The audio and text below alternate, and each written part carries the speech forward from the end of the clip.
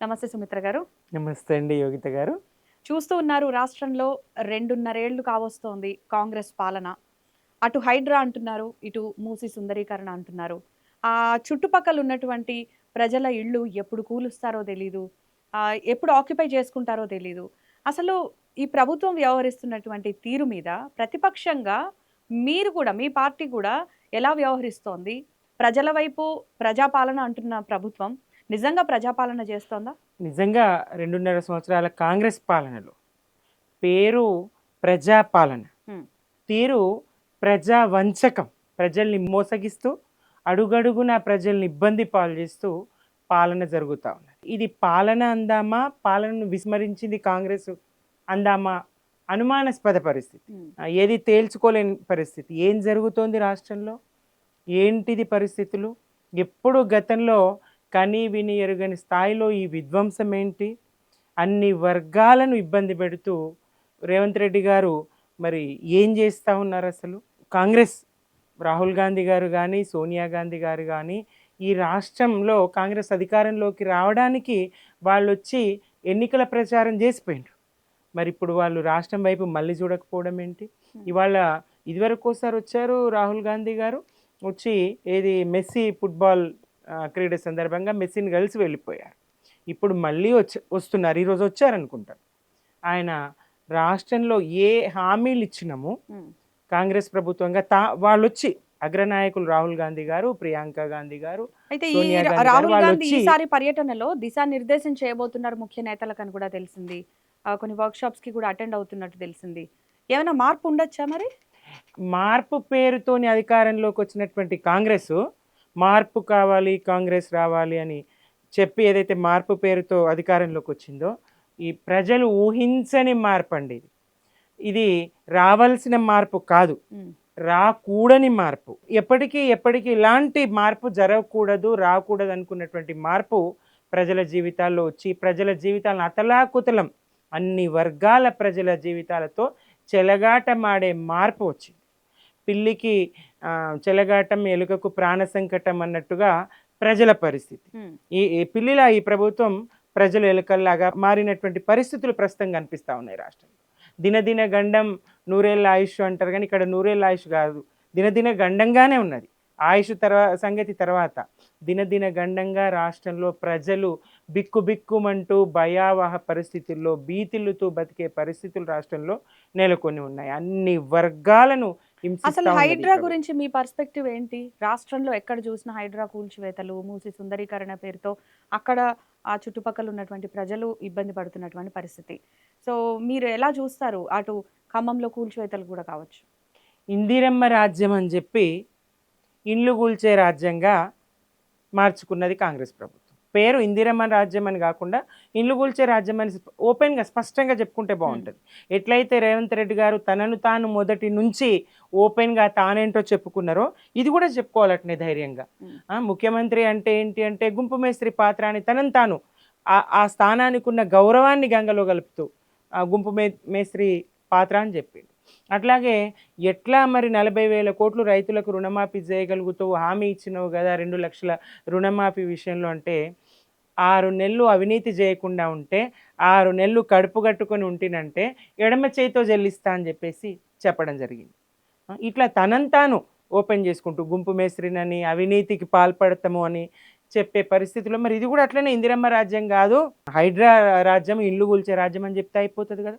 ప్రజలు బిక్కుబిక్కుమంటూ ఏ అర్ధరాత్రి అపరాత్రి, ఏ శనివారం ఆదివారం కోర్టులు బంద్ ఉన్న రోజు, కోర్టుల సెలవు దినాల రోజు ఇండ్లు కూలుస్తారు అని భయపడుతూ బతికే పరిస్థితి ఎందుకు ఉండాలి? ఏది బఫర్ జోను, ఏది ఎక్కడ, రియల్ ఎస్టేట్ కుప్పగూలిపోయింది కదా. అనారోగ్యంతో లేదా అవసరానికి తన ఇల్లు అమ్ముకుంటానో తన ప్లాట్ అమ్ముకుంటానో అంటే అమ్ముడు పోని పరిస్థితి, లేదా ఉన్న ఇంట్లో తాను కొన్న ఇంట్లో అప్పో సప్పో చేసి రూపాయి దాచి బ్యాంక్ లోన్ తీసుకొని కొన్న ఇంట్లో మరి హాయిగా నిద్రపోలేని పరిస్థితి. ఇవాళ హైదరాబాద్ అంతా మూసీ సుందరీకరణ పేరుతోని చేస్తున్నటువంటి విధ్వంసం, వేలాది ఇండ్లను కూల్చే ప్రయత్నం. మరి వీళ్ళు బఫర్ జోన్ వాళ్ళు ఎట్లా నిర్ణయిస్తారు? సో ఇక్కడ మాట్లాడుకోవాల్సిన ఇంకో కోణం ఏంటంటే, ప్రభుత్వం దగ్గర నిధులు లేనప్పుడు భూములు అమ్మేసి వాటిని సంక్షేమ పథకాలకి వినియోగించడం, ఖర్చు చేయడం తప్పు కాదు అనేవారు కూడా ఉన్నారు. వాళ్ళకేం సమాధానం చెప్తారు? ఇక్కడ ప్రజల కోసమే కదా, ఆ సంక్షేమం అన్నా ప్రజల కోసమే కదా. ఎక్కడి సంక్షేమం? పూర్తిగా విస్మరించిండ్రు, ఆ విషయాన్నే విస్మరించిండ్రు. కేసీఆర్ గారు సంక్షేమము అభివృద్ధి రెండు కళ్ళలాగా పాలన చేస్తే, అన్ని వర్గాలను కడుపులో పెట్టుకొని సాధితే, రేవంత్ రెడ్డి గారు వచ్చిన తర్వాత సంక్షేమం అనే మాటకు ఆయన తిలోదకాలు ఇచ్చేసిండ్రు. మరి ఏదైనా ప్రజల కోసమే అయినప్పుడు ప్రజలను బాధ పెట్టి, ప్రజల ఇండ్లు కూల్చి, ప్రజల్ని రోడ్డున పడవేసి, చావగొట్టి సమాధి మీద బర్రెగట్టేస్తా అంటే ఎట్లా? మనుండంగా మంచినీళ్ళు పోయలేదు కానీ సమాధి చచ్చిన తర్వాత సమాధి మీద బర్రెని కట్టేస్తా అన్నట్టు రేవంత్ రెడ్డి వ్యవహారం ఉంటుంది. ఇళ్లలోంచి రోడ్డుకు లాగి నువ్వు వాళ్ళకి ఏ రకమైన టెంట్లు వేస్తా అంటే ఏమన్నట్టు? గుడార మీరు ఇల్లు కూల్చండి, ఆ డబ్బులతోని మీకు గుడారాలు వేసిస్తా, కనీసం గుడారాలు వేసిస్తాన లేని స్థాయి కూడా ఉన్నది. ఎందుకంటే మనం వెలుగుమట్లలో చూస్తున్నాం, పేదలు, బడుగులు, బలహీన వర్గాలు, దినసరి కూలీ చేసుకునేటువంటి వాళ్ళు, రెక్కాడితే డొక్కాడినటువంటి పేదలు అక్కడ ఉన్నారు. 50 గజాలు, 60 గజాలు, 70 గజాలు, 100 గజాల లోపు కట్టుకున్నటువంటి చిన్న చిన్న పిచ్చుక గూళ్ళ లాంటి ఇళ్లను ఎట్లా నిర్దయగా కూల్చబుద్దయింది? ఎట్లా ప్రజల దుఃఖం కళ్ళకు కనపడదు? చూసిన వాళ్ళందరూ తెలంగాణ మొత్తం కంట నీరు పెట్టేటువంటి పరిస్థితి అక్కడ కనపడుతుంది. మీరు మీ పార్టీ వాళ్ళు ఎందుకు దీన్ని ఎక్కువగా ఎదిరించలేకపోతున్నారు? ఇంకా పాయింట్అవుట్ చేసి మీ పోరాటాన్ని ఎందుకు ఉధృతం చేయలేకపోతున్నారు? నిజంగా ప్రజా సంక్షేమమే మీ పార్టీ కోరుకుంటే. తప్పకుండానండి. మేము ప్రజా సంక్షేమం కోసం మేము బీఆర్ఎస్. కేసీఆర్ గారు ఒక్కటే చెప్పిండ్రు, అధికారంలో ఉన్నామా ప్రతిపక్షంలో ఉన్నామా అనేది సమస్య కాదు, మనం ఎక్కడున్నా ప్రజల పక్షమై ఉండాలి, ప్రజల పక్షమై మాట్లాడాలి, ప్రజల పక్షమై కొట్లాడాలని చెప్పిండ్రు. ఆ దిశలోనే బీఆర్ఎస్ పోరాటము. కానీ వాళ్ళు ఎప్పుడో పొద్దున్నే 6 గంటలకు ఎవరికి సమాచారం లేకుండా, ఎవరికి తెలియకుండా అక్కడ బలగాలతోని వెళ్ళి మరి ఆ క్షణాల్లో దాన్ని కొన్ని గంటల్లో నేలమట్టం చేసిండ్రు. వాళ్ళకి ఎలాంటి సమాచారం లేదు, వాళ్ళకి వివరాలు లేవు.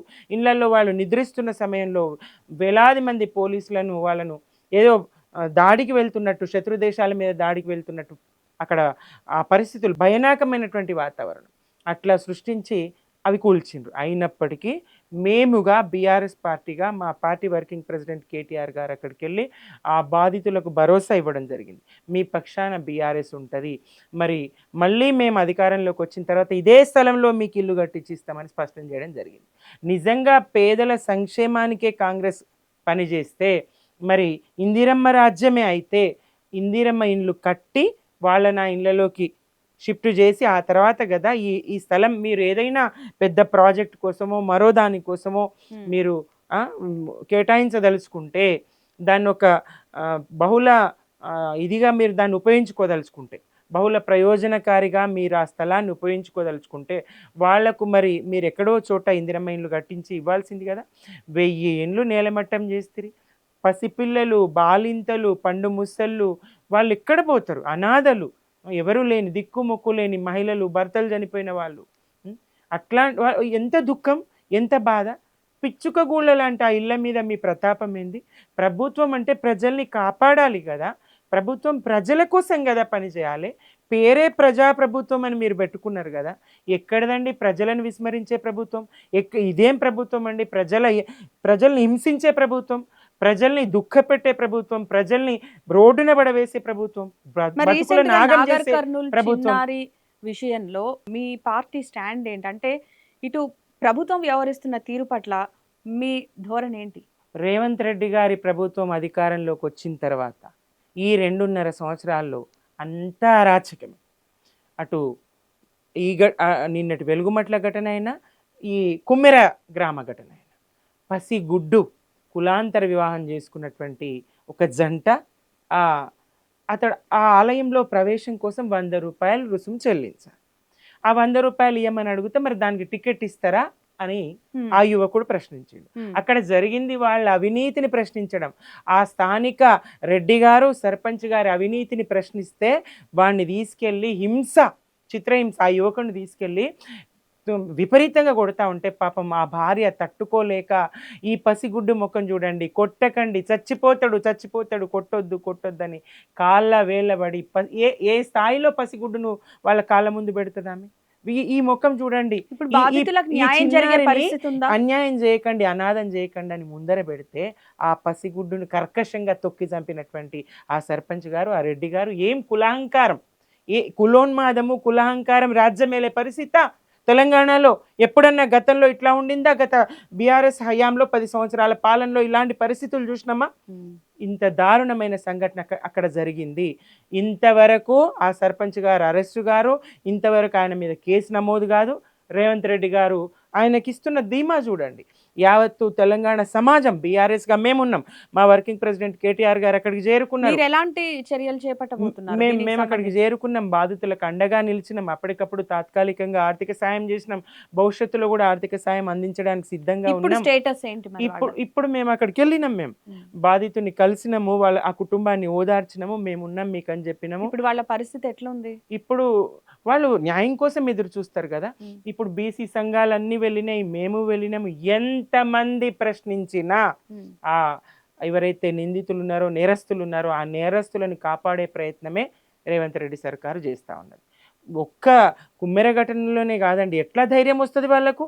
ఎట్లా ధైర్యం వచ్చింది? అట్లా పసిగుడ్డును, పసి కూనను తొక్కి చంపేటువంటి, కర్కశంగా వ్యవహరించేటువంటి మరి ధైర్యం ప్రతిపక్షంగా ఎక్కడది? మీ పోరాటం ఏ రకంగా ఉండబోతోంది ఇక ముందు కూడా?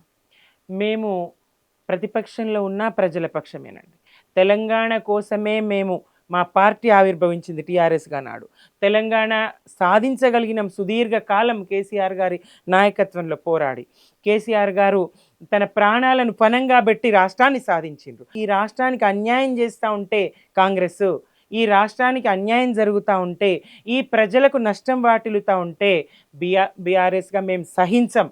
బీఆర్ఎస్ తప్పకుండా ప్రజల పక్షాన ఉంటుంది.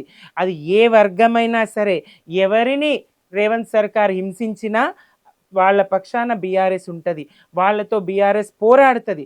న్యాయ పోరాటం చేస్తాము, ప్రత్యక్షంగా క్షేత్రంలో వాళ్ళ వెన్నంటి మేముండి వాళ్ళని కాపాడుకునే ప్రయత్నం చేస్తాం. ఇది ప్రజల ఏ వర్గమైనా సరే. రైతులను హింసిస్తూ ఉన్నది చూడండి. ఎన్నికలకు ముందు ఎంత గట్టిగా నమ్మబలికిండు రేవంత్ రెడ్డి. సంక్రాంతి కాగానే రైతు భరోసా ఇస్తా అని చెప్పిండు. ఎన్నికల కోడ్ వచ్చింది, ఆ 9,000 కోట్లు సిద్ధంగా ఉన్నాయని కూడా చెప్పిండు. ఎన్నికల కోడ్ వచ్చింది, కోడ్ కాగానే ఇచ్చేస్తా అని చెప్పిండు. పదే పదే రైతులను నమ్మించి మోసగించిండు, అబద్ధాలాడి. మున్సిపల్ ఎన్నికల సందర్భంగా గతంలో ఏ ముఖ్యమంత్రి చెయ్యని విధంగా ప్రచారం చేస్తూ అబద్ధాలాడినరు ముఖ్యమంత్రి గారు. రైతులకు నేను బోనస్ ఇచ్చాను సన్నవడ్లు కొని అని చెప్పిండు. నిరుడు యాసంగి సన్నవడ్లకు ఇంతవరకు బోనస్ ఇవ్వలేదండి. అలాగే రైతు భరోసా అగయిస్తే అని మొత్తానికి ఎగబెట్టే ప్రయత్నం. రైతులను ముంచిందెంత, రైతులకు ఇచ్చిందెంత? రుణమాఫీ అరాకొరనే చేస్తేవి, 3 రైతు భరోసాలు ఎగవేస్తేవి, యాసంగి సన్నవడ్లకు బోనస్ ఇవ్వకపోతేవి, అలాగే యూరియా కోసం గోసపడే పరిస్థితి తీసుకొస్తేవి.